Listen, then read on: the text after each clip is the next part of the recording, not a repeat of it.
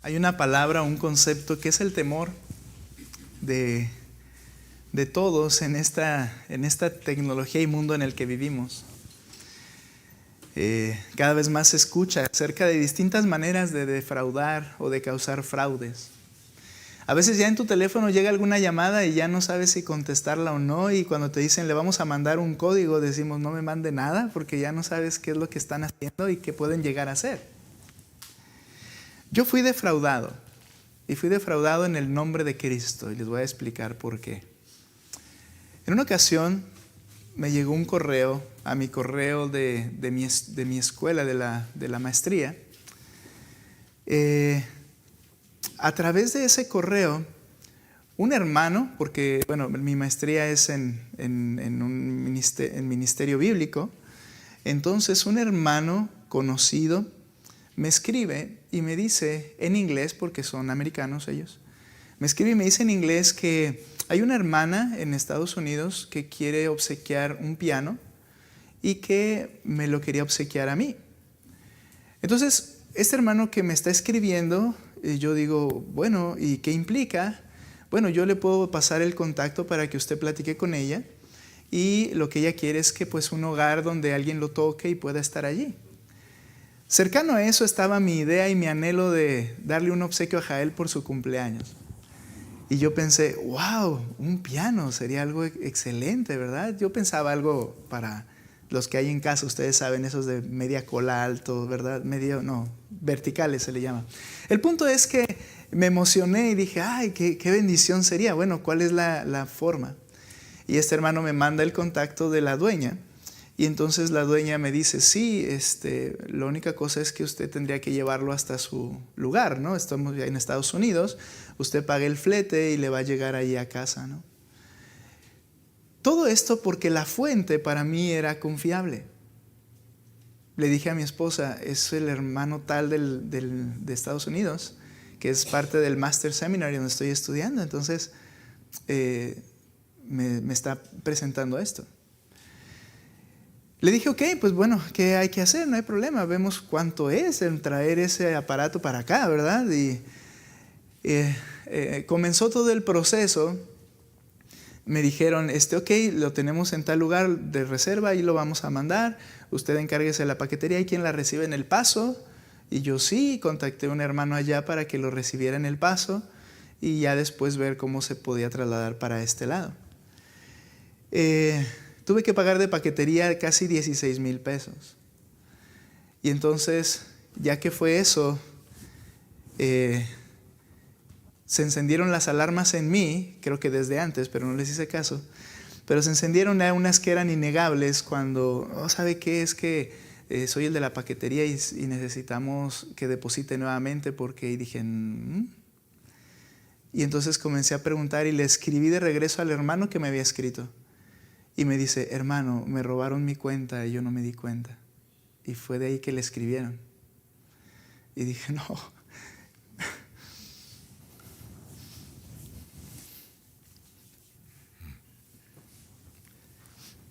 No sé si reírme o llorar. Por el hecho de que sentí defraudado por alguien que usaba el nombre de un hermano. Y que tenía la osadía de bendecirme y decir Dios te bendiga y que en el nombre del Señor y palabras como estas. Y eso es lo que más, así como que digo,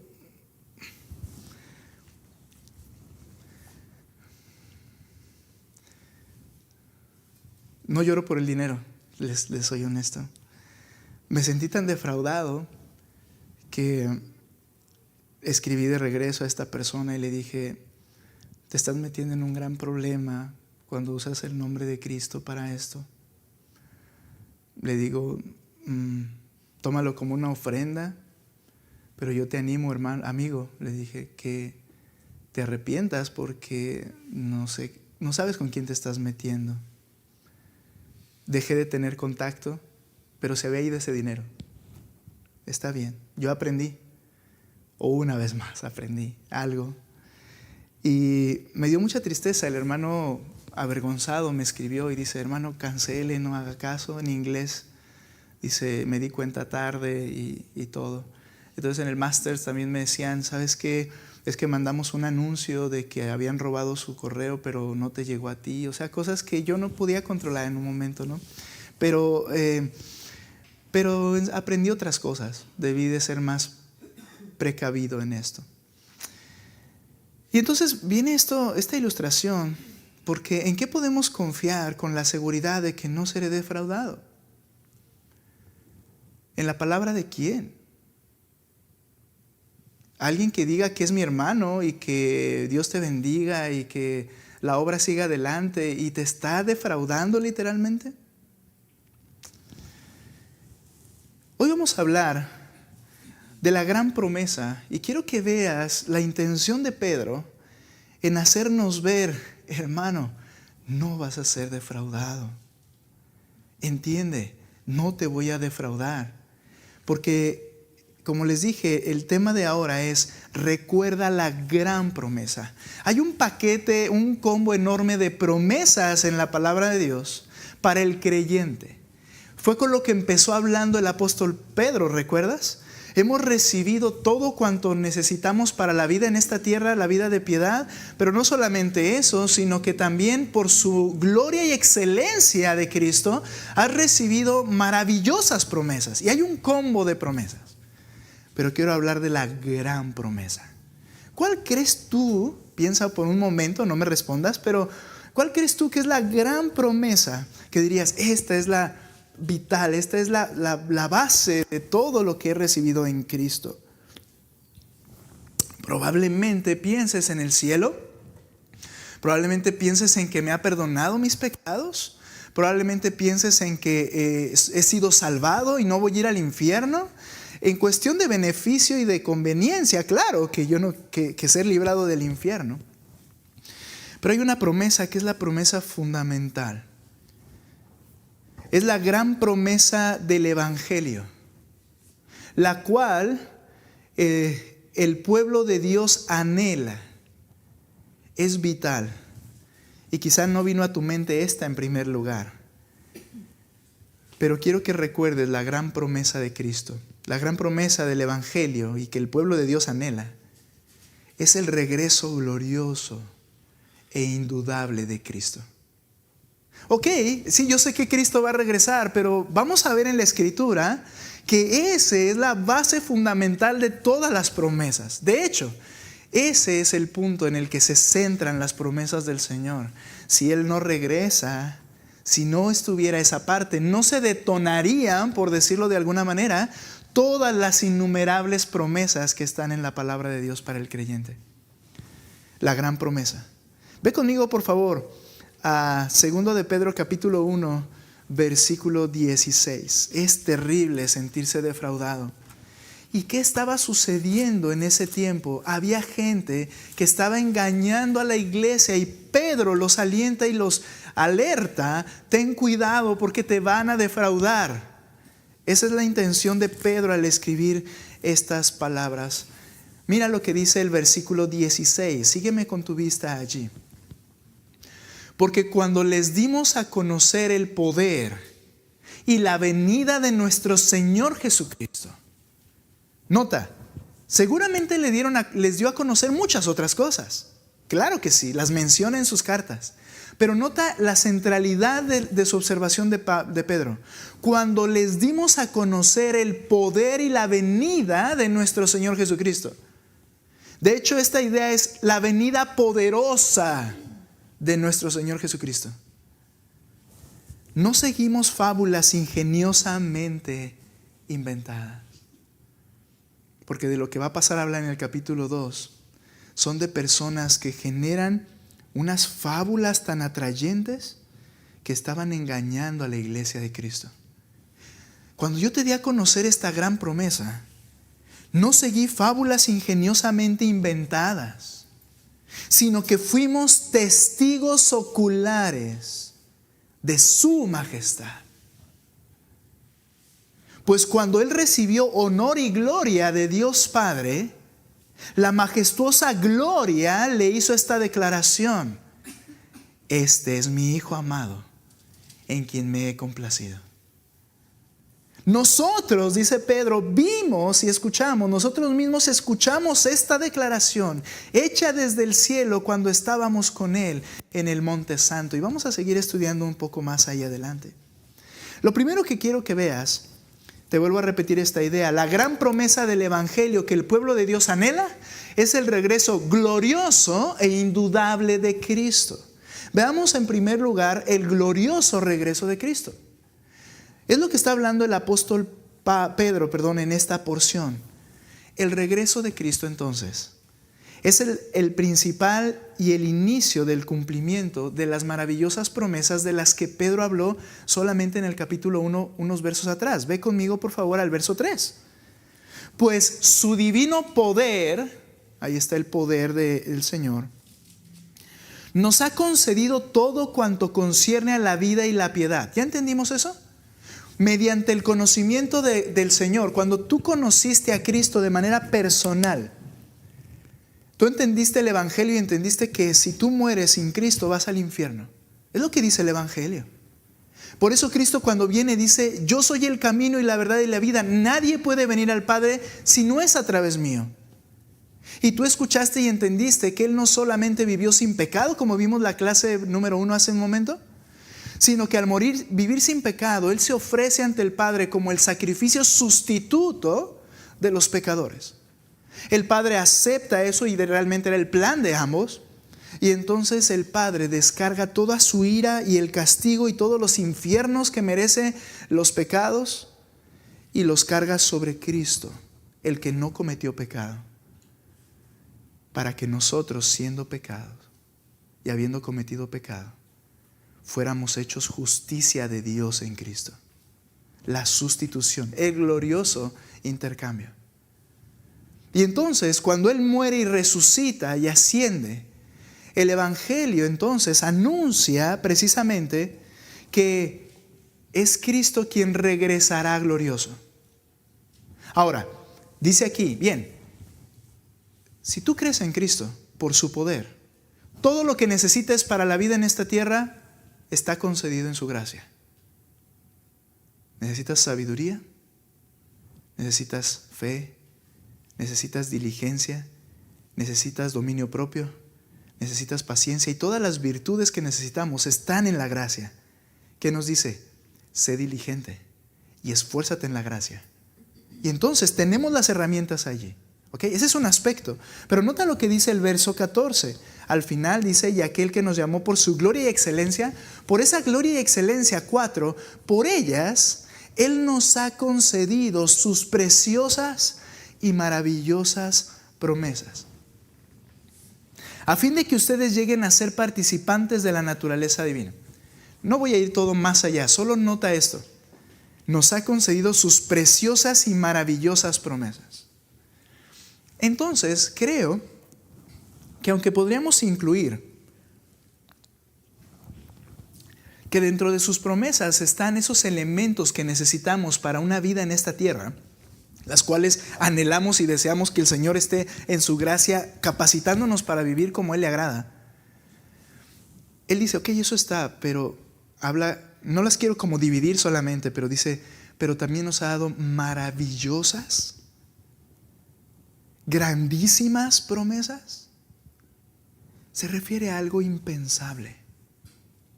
Se refiere a algo que ni siquiera a veces podemos imaginar, entender, tan glorioso y tan grandioso. Y es al referirse a ellas, las que también Pablo les recuerda en el verso 12 para que tengan una vida transformada. Nota lo que dice el verso 12.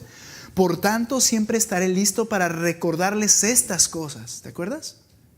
Y aún dice, sabiendo que yo voy a partir, yo quiero estimularles a recordar estas cosas. Y cuando yo me vaya, yo me voy a encargar de que siempre recuerden estas cosas. Y cuando viene hablando de eso, entra el verso 16. Dice, ¿cómo te voy a hacer recordar estas cosas aunque yo muera? Porque cuando te di a conocer el poder y la venida de Cristo, no seguí fábulas ingeniosamente inventadas.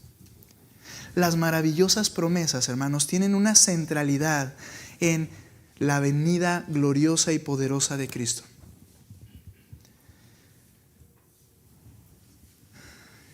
Pedro habló de estas maravillosas promesas en su primera carta. Veamos un poco de ellas, ¿sí? Ve conmigo a primera carta de Pedro.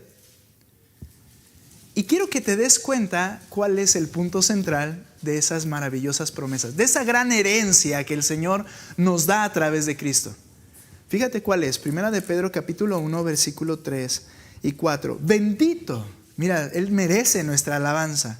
Bendito sea el Dios y Padre de nuestro Señor Jesucristo, quien según su gran misericordia nos ha hecho nacer de nuevo a una esperanza viva, algo que espero con anhelo y gran esperanza, mediante la resurrección de Jesucristo de entre los muertos, para obtener una herencia, una promesa tan grande, maravillosa.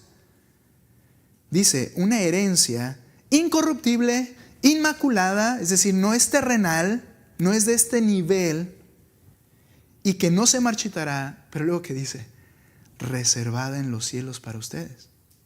Quiere decir que todavía no la has visto, y que todavía yo no he visto esa herencia, que la estoy experimentando y tengo un adelanto ahora. Sí, dice el Señor, yo estoy contigo.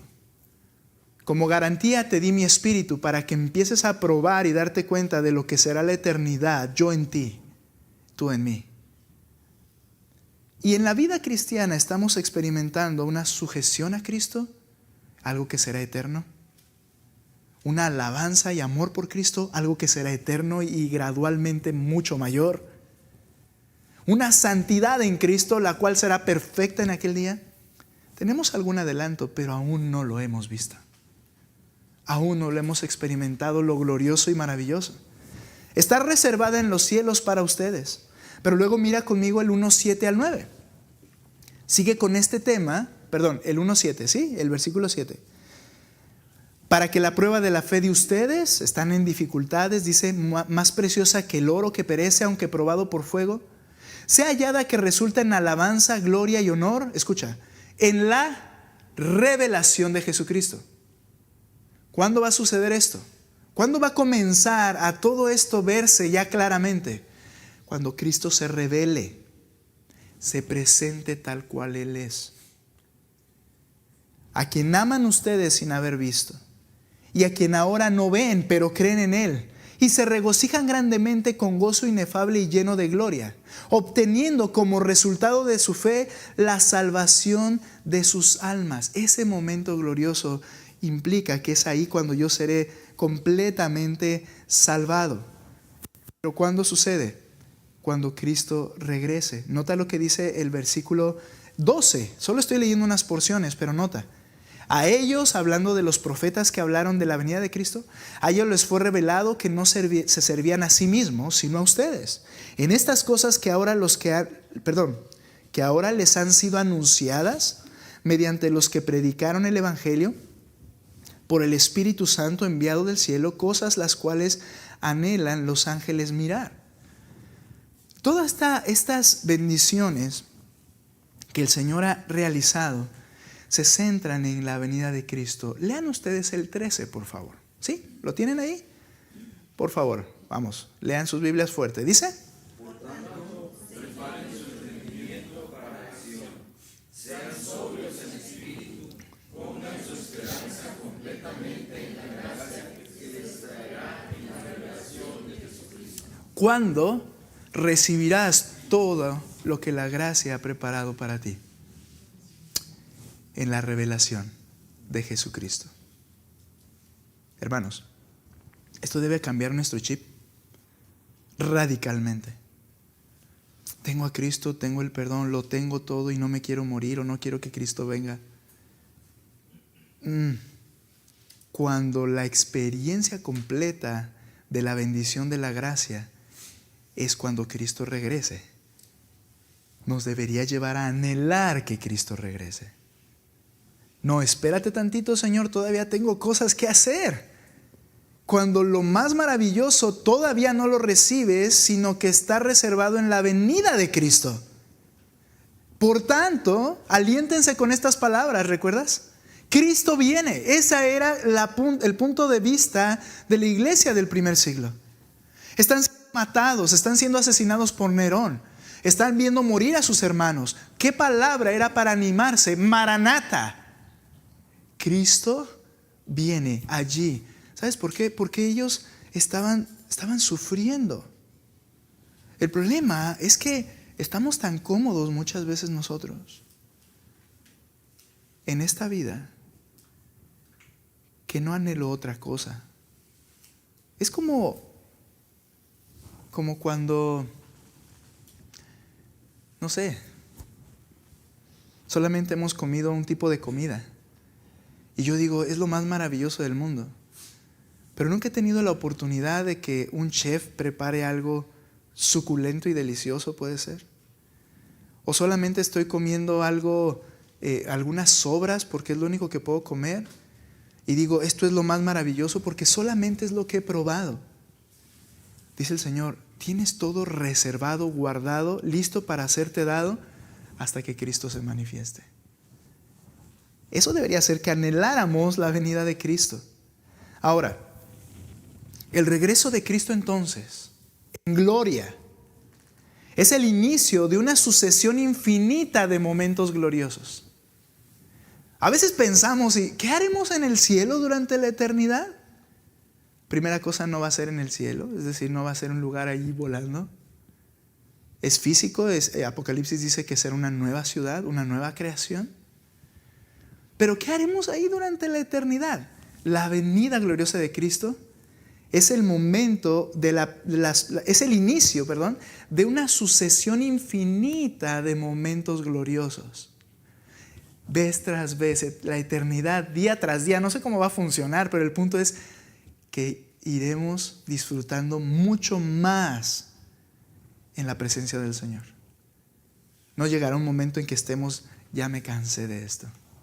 Ahora, al verlo de esta manera, entonces Pedro, al escribir esta porción, les dice, mira, cuando yo te anuncié la venida y el poder del Señor Jesucristo, o esa venida poderosa del Señor Jesucristo, no seguí fábulas ingeniosamente inventadas, sino que fuimos testigos oculares de su majestad.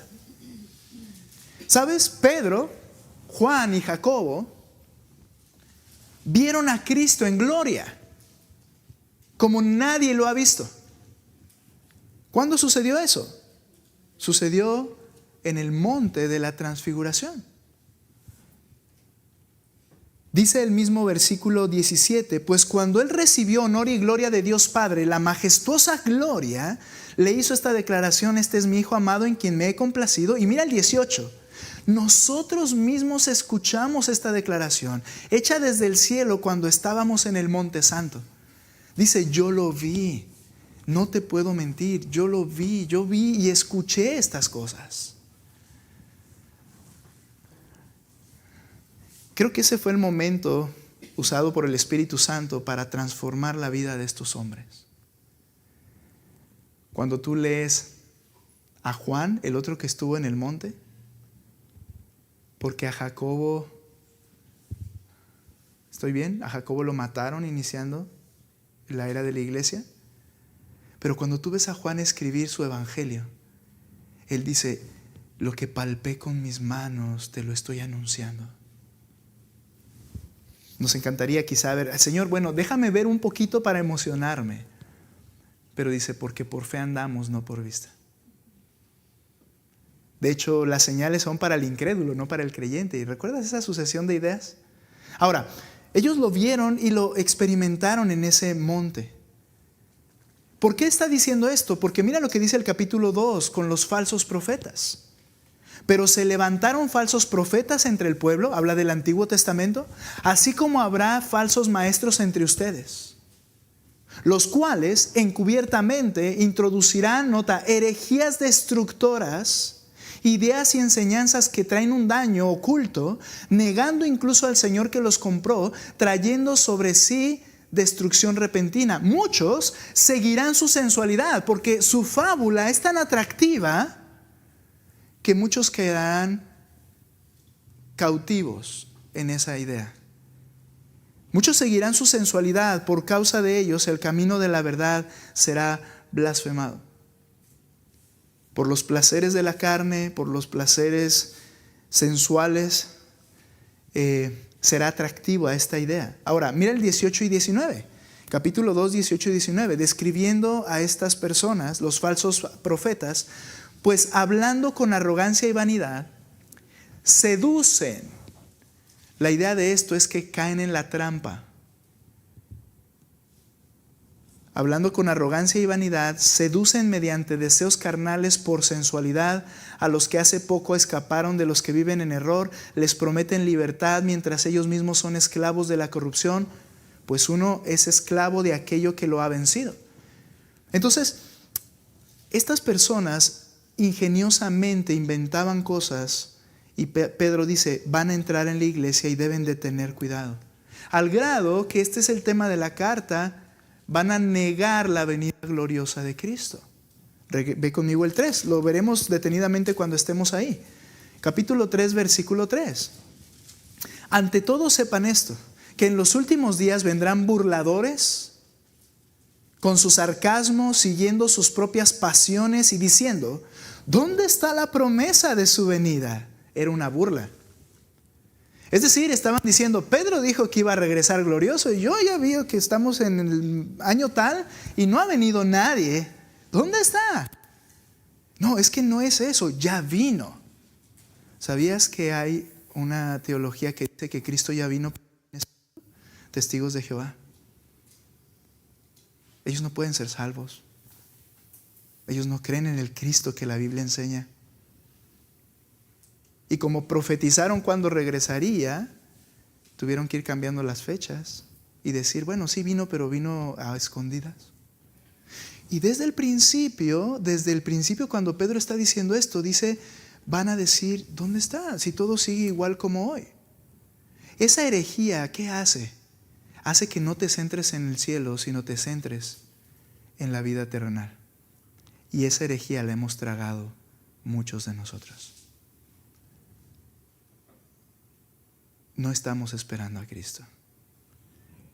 Y mis ojos están puestos en lo que es de la tierra, en lo que voy a alcanzar, en lo que quiero lograr, en los placeres que aún quiero disfrutar.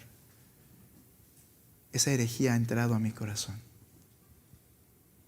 Y no estás pensando en que regresará el glorioso. Ok, bien, vamos a cambiar el chip y vamos a poner en la mente que Cristo regresará. Muy bien, mientras voy a seguir haciendo mi trabajo.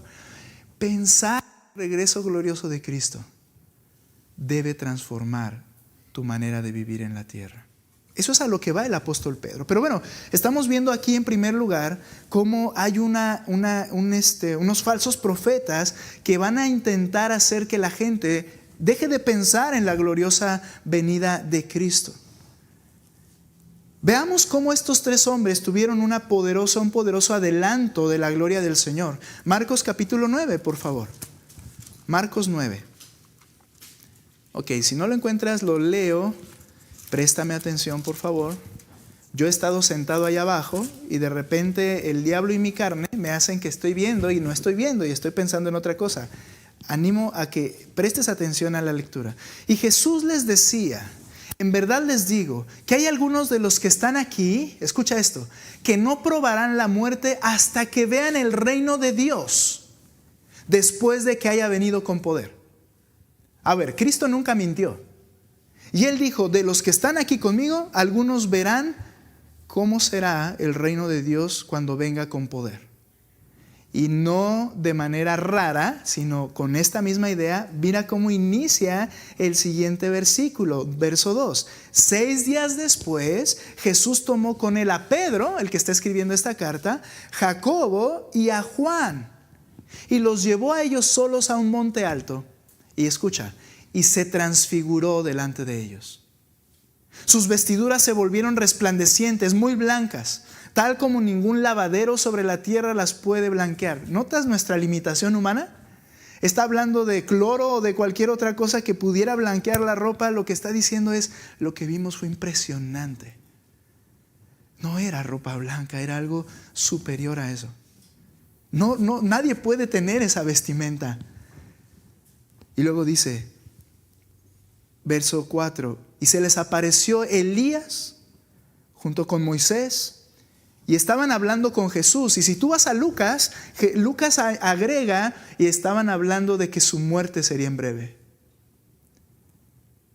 estaban Cristo con ellos y estaban charlando de, se llegó el tiempo.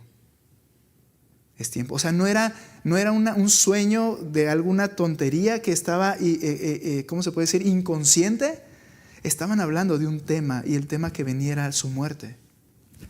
Y entonces dice enseguida, entonces Pedro dijo a Jesús: Rabí, bueno es que estemos aquí, hagamos 3 enramadas, una para ti, otra para Moisés y otra para Elías. La idea es, pasemos aquí la fiesta de los tabernáculos. Porque él no sabía qué decir, pues estaban aterrados. Ver a Cristo glorioso trae terror en el sentido correcto al corazón. ¿A qué se refiere? Te maravillaría y condicionaría tu manera de ver las cosas. Y entonces dice, versículo 7, entonces, porque él no sabía qué decir, pues estaban aterrados. Luego el 7, entonces se formó una nube que los cubrió. ¿Recuerdas el Antiguo Testamento? Cuando Dios bajaba al monte o al templo y se llenaba una nube que todos tenían que correr porque era la presencia de Dios. Viene esa nube nuevamente y dice que los rodea y los cubre, y una voz sale de la nube. Dice, la majestuosa gloria habló y dijo: este es mi Hijo amado, oigan a él. Y enseguida miraron en derredor, y de repente ya no vieron a nadie con ellos, sino solo a Jesús. En otras palabras, ellos tuvieron el adelanto de cómo se ve Cristo glorificado. No, ya no es ese siervo con ropas que se estaban rompiendo quizá, sencillas. Ya no es aquel que no vino a juzgar al mundo. Es un rey poderoso. Y que Cristo dijo, cuando le preguntaron ¿cuándo será tu venida? Dice, cuando vean al Hijo del Hombre, toda la tierra le dirá a las montañas: caigan sobre nosotros y aplástennos, porque no queremos estar ante el que viene. Porque para el pecador entenderá que será su final, porque viene el juez de toda la tierra. Su venida en gloria será grandiosa. No hay palabras para describirla. Pero tienes que tener este concepto en tu mente. ¿Sabes por qué? Porque no hay que esperar a que venga en gloria. Él ya está sentado en su trono, glorioso, perfecto, santo, grande, poderoso. Es el que ya está en su trono, el que intercede con el Padre por ti y por mí, el que escucha mis oraciones y el que me llama. Vive de una manera santa que agrade mi nombre. Solo lo vas a poder entender cuando entiendas cómo Él está glorioso ya en su trono. Y Él es el que está presente en medio de la iglesia. Y el que dice: ven a mí con confianza para encontrar gracia. Si solo se abrieran los cielos y pudieras ver con quién estás hablando. Es lo que ellos decían: vimos su gloria, gloria como del unigénito del Padre. ¿Quién lo dijo esto? Juan, porque estaba recordando el momento en que lo vio glorioso en el Monte Santo. ¿Qué adelanto? ¿Te gustaría tener un adelanto de la gloria de Cristo? A mí sí, pero creo que en el momento ellos no lo vieron como una bendición. Lo vieron como algo tan grande y aterrador que quedaron postrados, dice la Escritura. ¿Sabes? Necesitamos ver a Cristo glorificado. Esto es lo que transmiten por medio de sus cartas. Y vea una en particular, y esta es Apocalipsis. ¿Quién la escribió? Uno de los que estuvo en el monte de la transfiguración, ¿te acuerdas? Ve por favor Apocalipsis. Dios quiera, por medio de su Espíritu, que impregne nuestra mente de una imagen vívida en mi corazón de que Cristo está en esta condición glorioso y reinando. Y mira por favor Apocalipsis capítulo 1, verso 9. Yo, Juan, hermano de ustedes, compañero en la tribulación, en el reino y en la perseverancia en Jesús, me encontraba en la isla de Patmos por causa de la palabra de Dios y del testimonio de Jesús. Es decir, lo habían exiliado por ser predicador de Cristo. Estaba yo en el Espíritu en el día del Señor y oí detrás de mí una gran voz, como sonido de una trompeta que decía: escribe en un libro lo que ves y envíalo a las 7 iglesias, a Éfeso, a Esmirna, Pérgamo, Tiatira, Sardis, Filadelfia y la Odisea. Escena número 1. ¿Recuerdas un poquito de eso? Y está Juan, y detrás de él de repente alguien le habla con una voz tan grande como una trompeta que llama a la batalla. ¿Qué haces tú cuando estás así? Inmediatamente volteas, ¿no? Pero él lo está describiendo como en milisegundos. Oye la voz que le dice que haga esto. Y luego mira lo que dice el versículo 12. Entonces, inmediatamente, me volví para ver de quién era la voz que hablaba conmigo, y al volverme vi 7 candelabros de oro. Y en medio de los candelabros vi a uno semejante al título de Cristo, al Hijo del Hombre, vestido con una túnica que le llegaba hasta los pies, ceñido por el pecho con un cinto de oro. Su cabeza y sus cabellos eran blancos como blanca lana, como la nieve. Sus ojos eran como llama de fuego. ¿Qué pueden ocultar a los ojos de Cristo? ¿Quién se puede ocultar de su presencia? Sus pies parecían el bronce bruñido cuando se le ha hecho refulgir en el horno, y su voz como el ruido de muchas aguas. ¿Has estado en las cataratas del Niágara? Dios te bendiga, yo nunca. Pero he estado en un chorro que cae casi por 1 kilómetro de altura en Michoacán. Y es como escuchar un jet volando pero sin moverse. El ruido que se escucha es ensordecedor. No puedes hablar estando allí. Dice aquí, como el sonido de muchas aguas, poderosa voz. En su mano derecha tenía 7 estrellas, de su boca sale una espada aguda de 2 filos, Hebreos 4:12 es. Su rostro como el sol, no olvides esta imagen. Su rostro como el sol que brilla con toda su fuerza. Cuando Pablo lo vio, dice que quedé ciego. Cuando vi, supera la luz del sol. Y nota el 17, mi amado hermano. Cuando lo vi, caí como muerto a sus pies. Mira, mi humanidad y la tuya no soportarían ver la gloria de Cristo.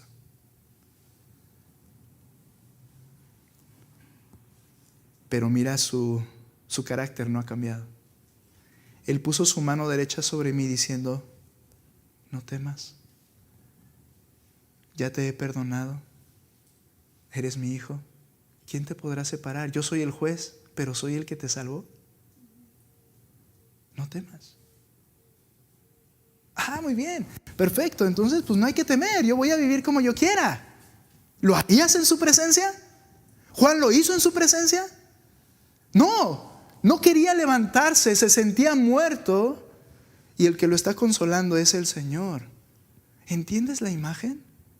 No es, bueno, qué bueno que está de nuestro lado, pues ya me estoy bien tranquilo. No, eso trae en mí una carga de responsabilidad, de amor y de descanso por mi salvación. Pero estoy ante el glorioso Rey. Y entonces le dice ahí: no temas, yo soy el primero y el último, el que vive. Estuve muerto, por si nos queda duda quién era, pero ahora estoy vivo por los siglos de los siglos. Tengo la autoridad, las llaves de la muerte y del Hades. Escribe entonces las cosas que yo te he dicho. Sin duda, lo que vio Juan en el monte fue potencializado cuando lo ve ahora en Apocalipsis. Por medio de la palabra de Dios sin error, podemos tener un concepto glorioso, lo cual debe producir 2 cosas en mi vida. ¿Sabes? Un día lo veremos y yo deseo verle. Pero no necesitamos estar allí para que este concepto abrace nuestro corazón. Por eso nos dejó su palabra. Y por eso debe producir 2 cosas. Número 1, un gozo, pues Cristo glorificado es lo que más debemos anhelar ver. Nota por favor cuál es la oración constante de los muertos que están ya en la presencia de Cristo. ¿Quieres pensar en Ezequiel? Un momento. Cuando uno muere, está en la presencia del Señor sin cuerpo su alma. Y hay una petición que están haciendo constantemente. Todos los días se están haciendo esas almas. Y las describe Apocalipsis. ¿Cuál es esa petición? Apocalipsis 6, 9 al 11. Después de esto miré y vi una gran multitud que nadie podía contar, de todas las naciones, tribus. Perdón, estoy en el 7, ¿verdad? 6, 9. Cuando el Cordero abrió el quinto sello, el Cordero es Cristo, vi debajo del altar donde está Dios el Padre, y allí con Él dice, vi debajo del altar los que habían sido muertos a causa de la palabra y del testimonio que habían mantenido. Y escucha su oración, mi amado hermano. Y clamaban a gran voz: ¿hasta cuándo, oh Señor Santo verdadero? ¿Esperarás para juzgar y vengar nuestra sangre de los que moran en la tierra? ¿Cuál es la petición, mi amado hermano? Que regrese, pero ellos tienen una conciencia clara de algo. Porque cuando regreses, lo que vendrá será el juicio para todas las naciones. Ahora, podríamos decir, bueno, ¿y dónde está esa promesa de amor al prójimo? Y decir, Señor, no regreses, Señor, no regreses, Señor, no regreses. ¿Sabes cuál es el problema? Que al pedir eso, yo estoy deteniendo el elemento y el evento más glorioso que deberíamos anhelar. Cristo, manifiesta toda tu gloria. ¿No es lo que decimos? ¿No es lo que yo quiero? Pero ellos ya entienden claramente que ese mismo evento es el evento del juicio contra los no creyentes. Es por eso que Cristo, cuando estuvo en la tierra, clamaba y decía: vengan a mí. ¿Acaso no te preocupa tu alma? ¿De qué te sirve ganar todo el mundo pero pierdes tu alma? Ven a mí, yo te doy vida y yo te salvo. Él quería que entendieran eso. Ahora, el punto es, estas personas que están allí no pueden esperar y le están clamando: ya, Señor, ya ven. Y mira cómo les responde el Señor. Y se les dio a cada uno de ellos una vestidura blanca. Y se les dijo que descansaran por un poco de tiempo más. Tranquilo. ¿Por qué? Hasta que se completara también el número de sus consiervos y de sus hermanos que habrían de ser muertos como ellos lo habían sido. En otras palabras, ¿sabes por qué no ha regresado el Señor? Lo veremos en el capítulo 3 de Pedro. Porque todavía hay gente que yo quiero salvar y que yo tengo planeado salvar en tal fecha, y tú no sabes cuándo es. Pero estoy esperando a que eso suceda, y entonces yo voy a ir. Pero ahora voltéala, hermano. ¿Te puedo pedir de favor que oremos por la misma petición que oran los que están en el cielo y entienden lo que es mejor? Ya ven, Señor Jesús. Eso va a hacer que tengas sensibilidad a la forma en que estás viviendo. Eso va a hacer que tengas prioridades distintas a las prioridades que estás teniendo. Eso va a hacer, no que abandones trabajo y que abandones al hogar y todo y te vayas a una cueva a esperar que Cristo regrese. Eso va a hacer que en esas esferas vivas para la gloria del que está sentado en el trono. Porque Él es digno de nuestra obediencia, ¿recuerdas? Necesitamos un concepto del Cristo glorificado que abrace nuestros corazones.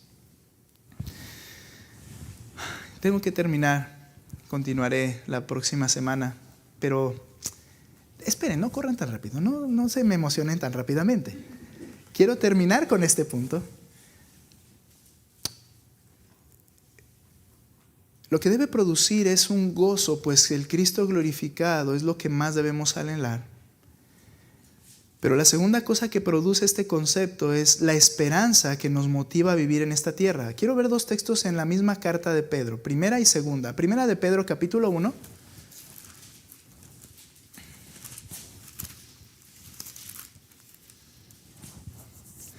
Y nota lo que dice el versículo 13 al 15. Ok, si ya te habló de las promesas en los primeros versos, que están reservadas en los cielos, mira cómo dice el 13. Por tanto, Este es el resultado lógico, ¿recuerdas?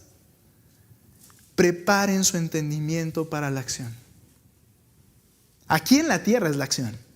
Ahora, sean sobrios en espíritu, es decir, no te dejes dominar por las pasiones que te rodean. Pongan su esperanza completamente en la gracia que se les traerá en la revelación de Jesucristo.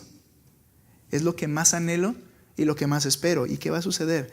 ¿Y qué debe suceder? Como hijos obedientes, no se conformen a los deseos que antes tenían en su ignorancia, sino como aquel que los llamó es santo, así también sean ustedes santos en toda su manera de vivir, porque escrito está: sean santos porque yo soy santo. Y si invocan como Padre aquel que imparcialmente juzga según la obra de cada uno, condúzcanse con temor durante el tiempo de su peregrinación.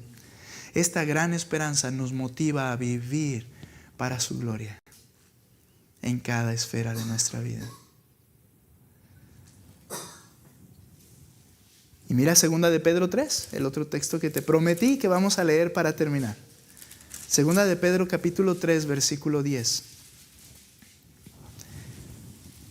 ¿Recuerdas? Él está diciendo que muchos negarán su venida. Y mira lo que dice el 10. Pero el día del Señor vendrá, es un hecho, y será como ladrón. ¿Quién sabe cuándo el ladrón va a entrar a minar, a robar? Nadie. O sea, es inesperado en el sentido de que no sabes el momento, pero es inminente. Es decir, no sabes el momento, pero va a suceder. Y entonces dice aquí: pero el día del Señor vendrá como ladrón, en el cual los cielos pasarán con gran estruendo. Los elementos serán destruidos con fuego intenso, y la tierra y las obras que hay en ella serán quemadas. Y nota, por favor, lo que produce en el creyente. Puedes leer el versículo 10 junto a su iglesia. Si quieres, como está acá, para ir siguiendo una sola lectura. Léanlo como está aquí. Por favor, versículo 11. ¿Qué dice? 11, perdón. Perdón, Aaron. 11. ¿Qué dice? Puesto que todas estas cosas han de ser destruidas de esta manera, ¿qué clase de personas no debéis ser vosotros en santa conducta y dignidad? 12, lo leo yo. Esperando y apresurando la venida del día de Dios. Yo no puedo hacer que se apresure. ¿Cuál es la idea? Que yo anhelo que eso suceda. Que yo oro porque eso suceda. Pero eso se ve en mi vida. Esperando y apresurando la venida del día de Dios, en el cual los cielos serán destruidos por fuego y los elementos se fundirán con intenso calor. Pero ¿sabes? Esto es como la idolatría del Antiguo Testamento.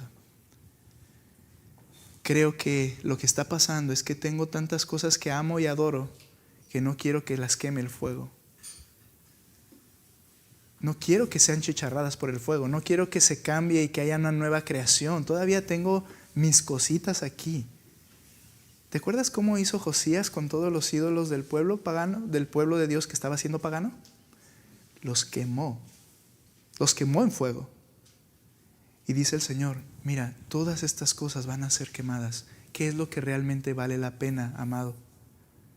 Vive de una forma piadosa y santa, rogando y esperando, apresurándote a la venida del Señor glorioso. ¿Cómo está viviendo su vida, hermano? ¿Cuáles son sus prioridades? ¿Es de aquellos que no quieren que Cristo venga?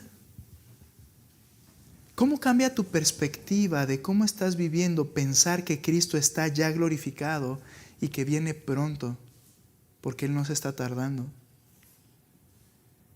Si morimos en esta tierra antes de que Él regrese, ¿qué sentiremos al estar bajo el altar y gritar: Señor, no lo pedí durante toda mi vida, pero regresa ya?